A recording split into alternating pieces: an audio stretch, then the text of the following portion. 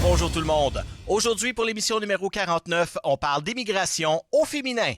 Bienvenue à Studio Libre. L'été arrive, on a le goût de célébrer, on a le goût de sortir dehors, de fêter et pourquoi pas découvrir des nouvelles cultures par le fait même. Eh bien, il y a un événement tout indiqué le 6 juin prochain. C'est le festival Joie de vivre et on en parle avec la directrice générale d'accompagnement des femmes immigrantes de l'Outaouais, Bettina Bélisaire. Bonjour. Bonjour, vous allez bien? Ben oui, absolument. Et c'est tout le temps plaisant de parler de quelque chose, surtout de la joie de vivre ces temps-ci, avec l'hiver qu'on a eu et surtout avec le climat dans lequel on vit présentement.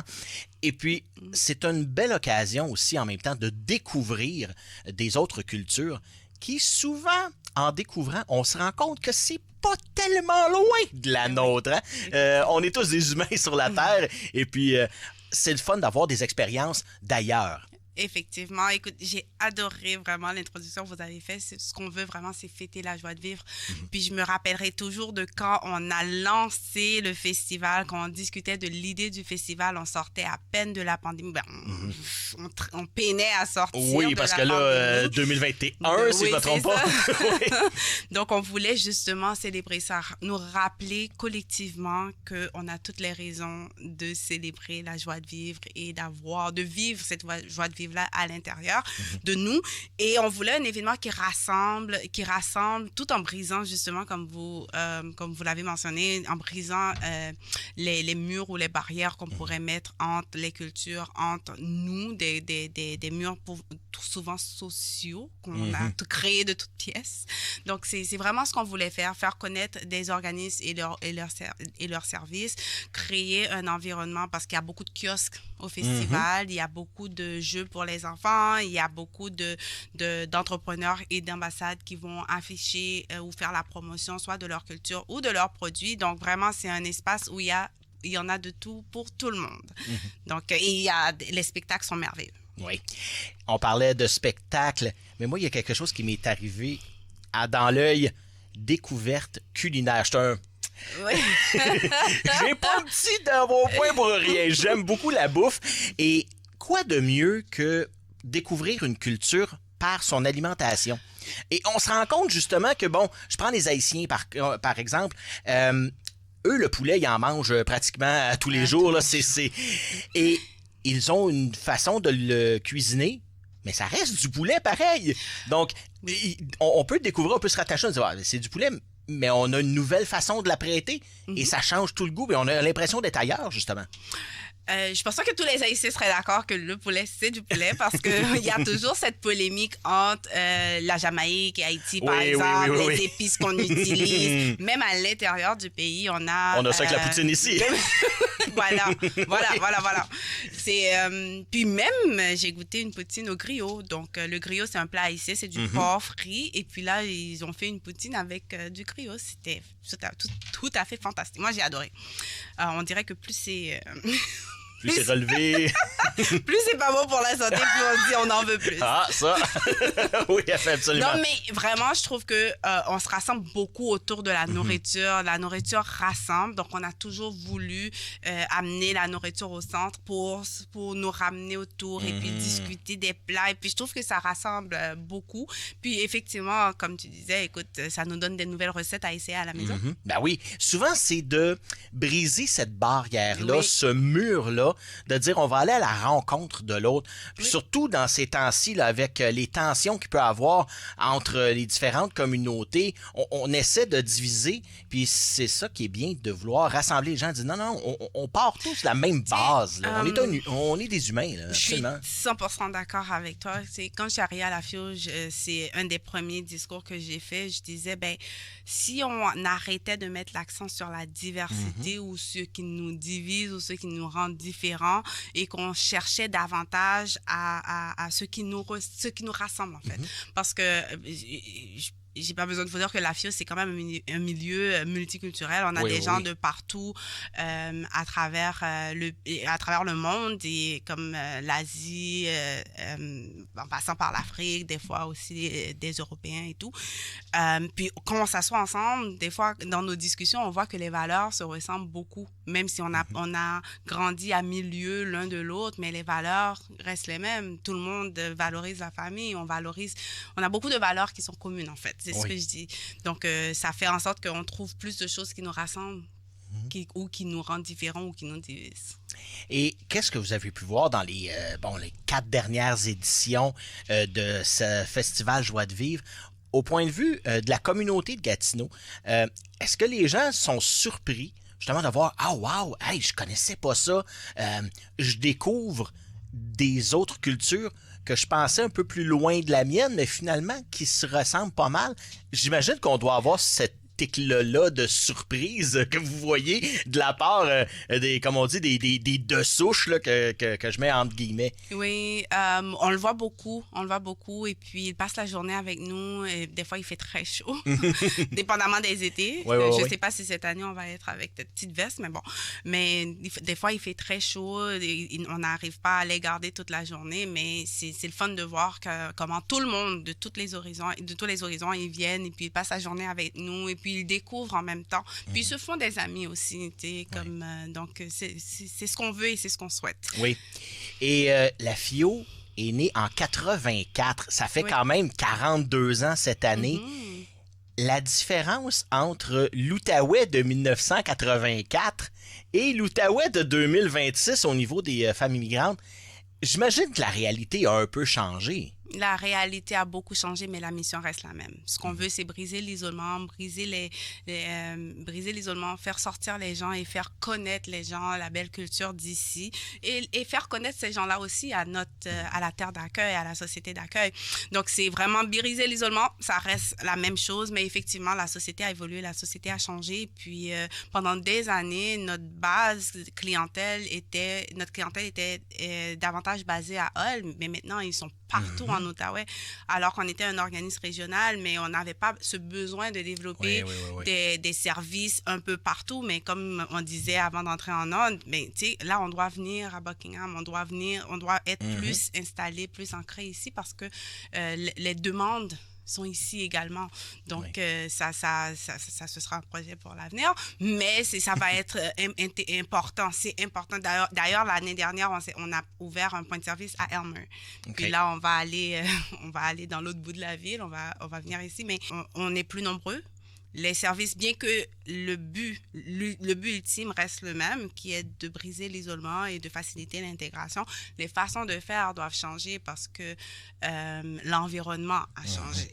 Donc, que ce soit le climat politique, le climat social ou économique, tout a changé, et puis demande aussi un soutien différent, ou même les relations internationales. Donc, on a dû accueillir des vagues d'Afghans, on a dû accueillir des vagues d'Ukrainiens. Donc, c'est avec tout ça qu'on doit conjuguer et s'assurer que tout le monde puisse s'épanouir dans leur nouveau chez soi. Et parlant de nouveau chez soi, souvent quand on arrive dans un pays, on a de l'extérieur une vision. Et quand on arrive, parfois le choc culturel peut être assez intense. Qu'est-ce que la plupart des femmes vous disent quand ils arrivent ici qui ne s'attendaient pas du Québec, du Canada et même de la région de Gatineau? Je pense que tout le monde pense que c'est le froid. Oui. Mais non. La plus grande désillusion, je pense que c'est d'avoir pensé que l'intégration serait plus facile. Parce que comment ça fonctionne, c'est que en général, le gouvernement du Canada ou le gouvernement québécois, ils vont faire des missions de recrutement, on va dire, de promotion. C'est ça. Donc, ils vendent le Canada tel qu'il est, comme le Québec et le Canada, comme vraiment un pays d'opportunités, comme le Québec, c'est vraiment une belle province. Pratiquement le rêve américain, si on peut dire. Non, on aime mieux. La fière québécoise, fière canadienne dirait, on aime mieux que le rêve américain. Mais ce qu'on oublie de dire, c'est le cheminement où était une désillusion très simple, c'est quand ils demandent une expérience canadienne pour pouvoir avoir un emploi. Oui. Donc là, tu peux pas avoir cette expérience canadienne-là. Si on te la donne pas. Si on te la donne, voilà. Donc, et puis on pour oublie tu sais, comme il y a un cheminement qu'on oublie, mais je dirais pas qu'on oublie de mentionner, mais qui n'est pas très bien compris ou dont on ne discute pas trop avant qu'ils arrivent ici pour pouvoir savoir à quoi s'attendre exactement dans leur parcours, dans leur cheminement vers l'épanouissement dont tout le monde rêve, dont tous les immigrants rêvent quand ils arrivent ici. Et qui est de se donner, de servir leur nouveau pays. Quand on arrive dans une nouvelle place, on veut avoir un peu un repère. Donc, on va vers nos semblables. Et à Montréal, on le voit, dans certains quartiers, il y a une certaine... comme on pourrait dire, ghettoisation. Est-ce que c'est difficile de dire, va vers les autres cultures, de un, parce qu'il y en a beaucoup ici à Gatineau, et va vers les gens qui sont ici, là, pour t'intégrer dans ce pays-là. Est-ce que c'est difficile à faire comprendre ou est-ce que la volonté est là de vouloir dire, on va aller explorer les autres cultures? Je pense que la volonté est là. Et je pense que les immigrants s'intéressent davantage à à comprendre la société québécoise qu'on le pense, parce que c'est pas la première fois que j'entends ça. Je vais mon commentaire va être anecdotique, mais ça va vous illustrer un peu la situation ou le contexte dans lequel on évolue. Je parlais dernièrement à un ami qui joue au hockey, puis là, on disait, il n'y a pas beaucoup de personnes qui jouent au hockey, de personnes immigrantes qui jouent au hockey avec nous. Et puis, je lui ai dit, toi, comment tu as eu ta place dans cette équipe-là? Comme, un ami m'a invité. Donc, malheureusement, des fois, on a certaines structures sociales qui ne sont pas favorables, justement, à l'accueil ou à l'intégration d'une personne immigrante. Donc, c'est ça qu'on doit découdre parce que d'un côté comme de l'autre, parce que pour moi, l'intégration est bidirectionnelle. On accueille et l'autre reçoit cet accueil-là également. Donc, si imaginez-vous, vous pouvez le transposer ailleurs. Dans l'emploi, c'est la même chose. C'est souvent des références. Oui, la personne doit passer à travers un processus, mais il a été référé par. Donc, il y a tout ça. On peut le transposer, cette anecdote-là, qui est bien réelle, à différentes sphères d'activité.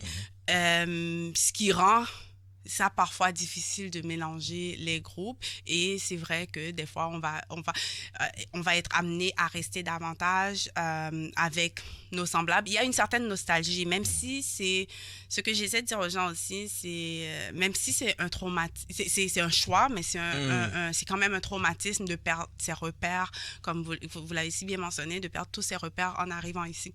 Puis l'autre chose que je dirais aussi, je pense que nous en tant que Québécois, si on arrive en Corée, par exemple, on aura la même tendance. C'est comme des fois, on va avoir envie de parler français. Et de ne pas parler coréen. Donc, je pense que oui, c'est un peu humain, c'est un peu normal. Mais je pense que il y a aussi une conjoncture et une structure sociale qui ne facilite pas nécessairement ces échanges-là. Oui. Et s'il y a des sujets qui rassemblent tout le monde, vous en avez mentionné un, c'est bien le hockey, c'est surtout ces temps-ci, on est en pleine série, le Canadien va vraiment, les Sénateurs ça va moins bien, mais le Canadien ça va plutôt bien. Et donc, les immigrants, est-ce que justement le hockey, ça leur rentre dans les tripes comme nous autres aussi? Oui. Parce que là, on voit certains, j'ai vu des podcasts, là, justement, notamment, je pense que c'est Parler hockey ou quelque chose comme ça. Okay. Et ça passe un peu partout. Et puis, on parle de hockey aussi avec une ferveur, comme on peut parler de foot en Europe, là. Exactement, oui. C'est une passion qui les habite.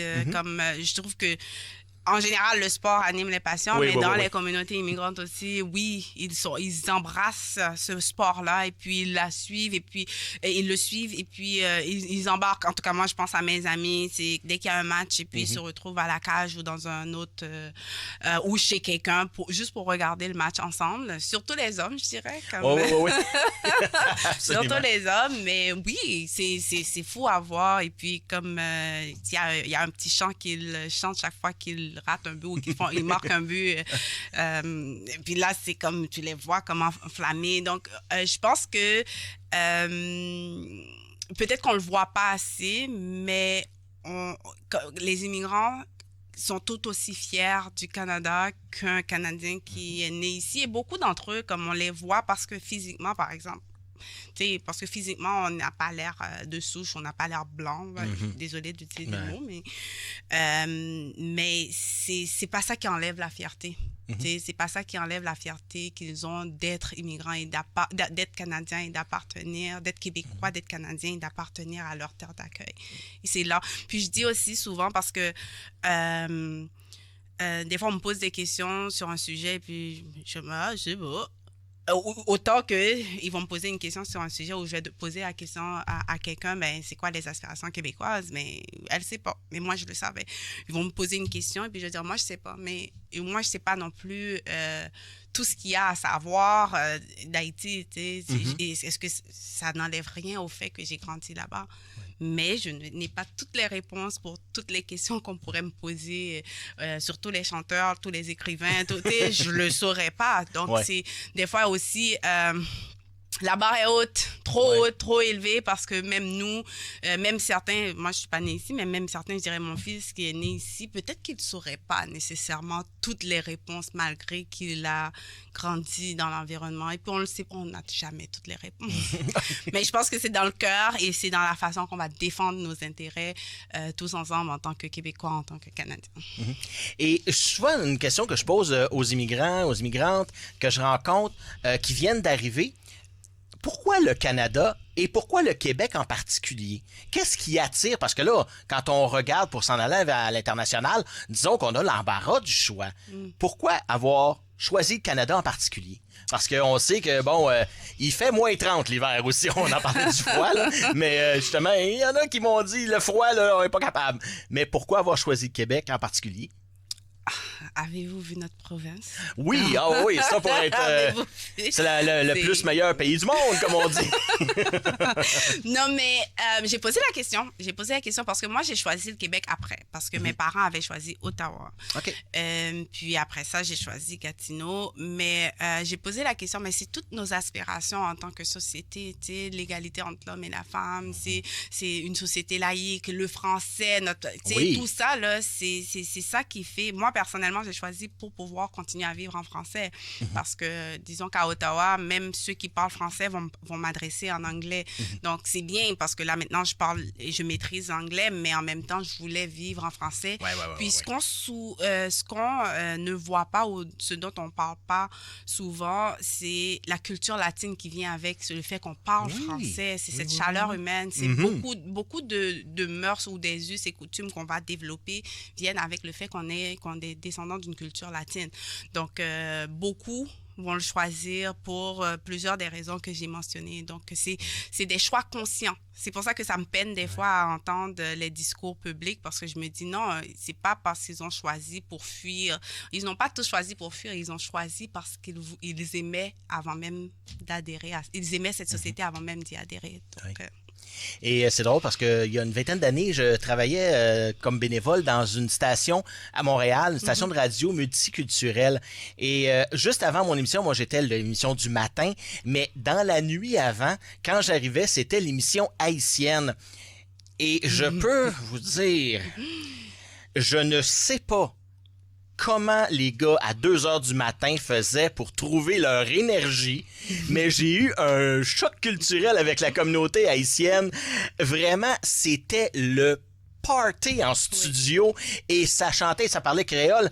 Bon, je comprenais un petit peu ce qu'il y avait parce que bon, dans le créole, il y a un petit mix d'un peu de toutes les langues, mais c'était une joie de vivre, comme on dit.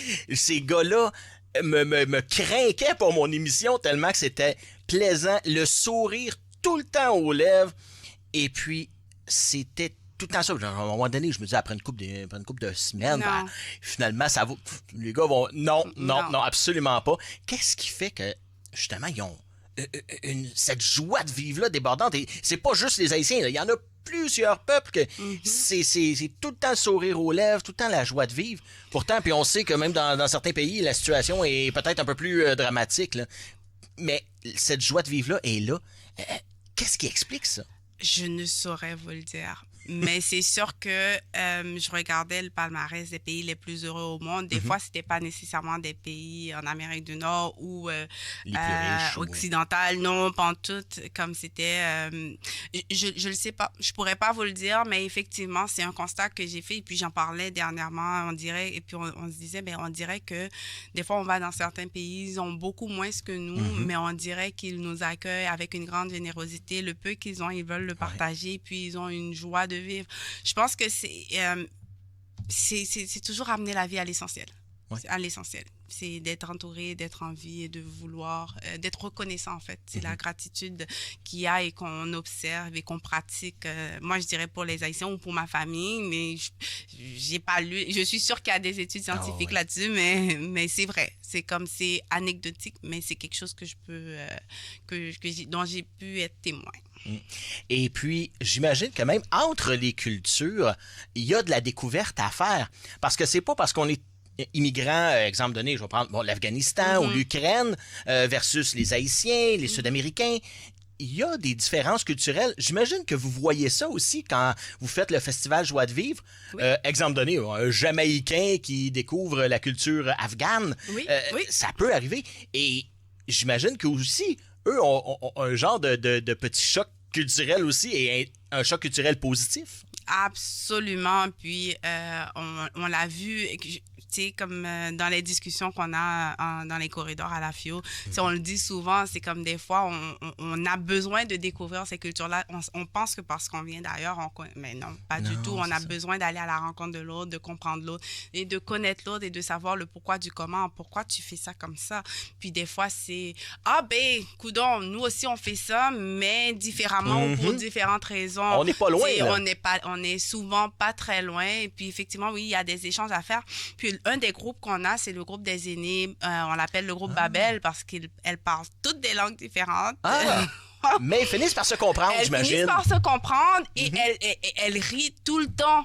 Puis quand les rencontres se font au bureau, et puis moi, j'essaie de travailler sur mes spreadsheets Excel, puis je les entends rire. C'est de toute beauté de savoir qu'il y en a une qui parle arabe, l'autre qui parle dari, l'autre qui parle farsi, l'autre qui parle espagnol, mais elles arrivent à communiquer ensemble et elles arrivent à souder des liens et à avoir du plaisir.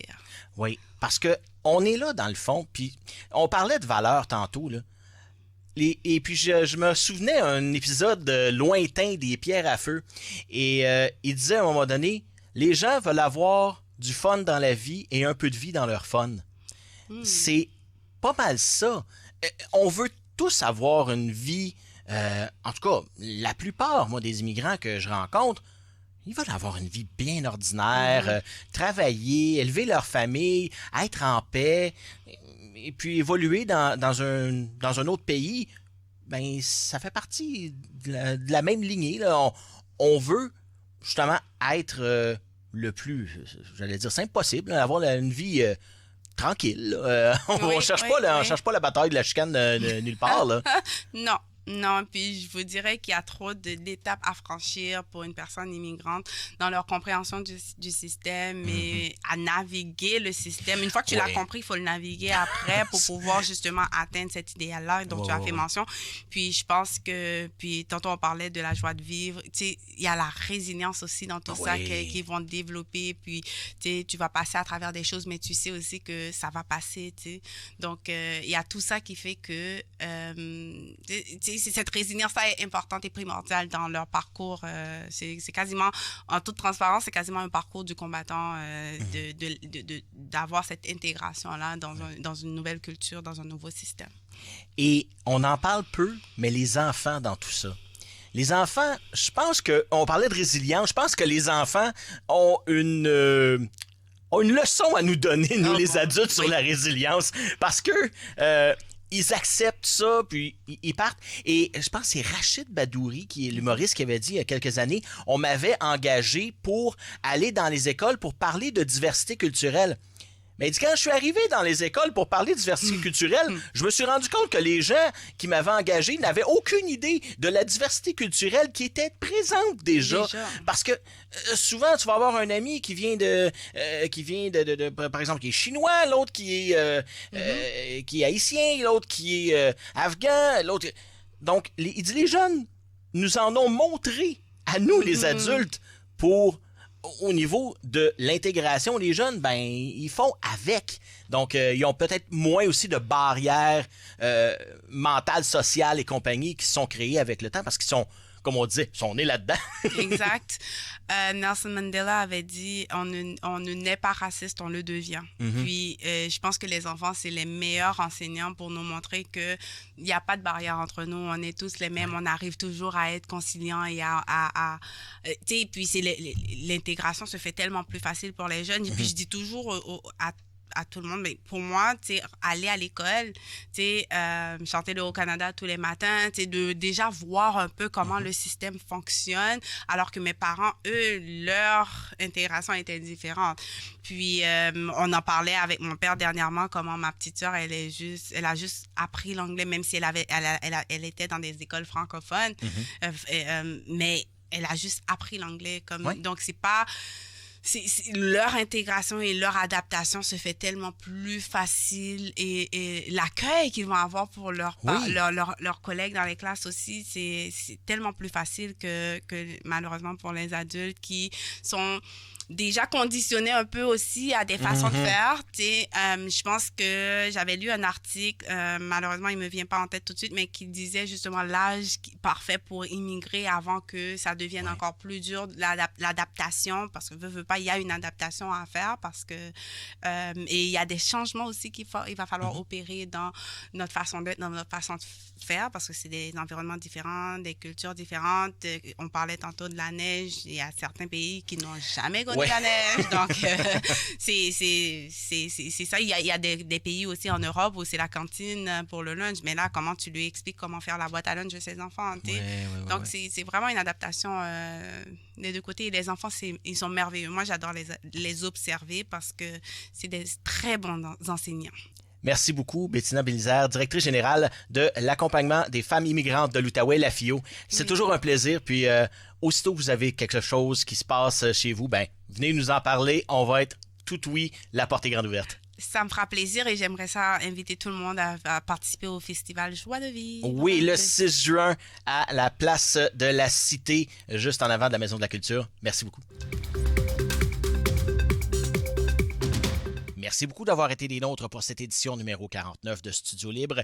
J'aimerais remercier mon invité d'aujourd'hui, Bettina Bélizaire, directrice générale d'accompagnement des femmes immigrantes de l'Outaouais. Et je vous rappelle que le Festival Joie de Vivre aura lieu le 6 juin prochain à la place de la Cité à Gatineau. Et je vous rappelle également que nos émissions sont disponibles sur notre chaîne YouTube. Nous avons également notre groupe de discussion Facebook TVC Basse-Lièvre, entre parenthèses officielles, auquel vous pouvez vous abonner pour des nouvelles un peu plus au quotidien de la TVC. Et moi, il ne me reste qu'à vous dire bonne journée. Et on se revoit pour un autre Studio Libre.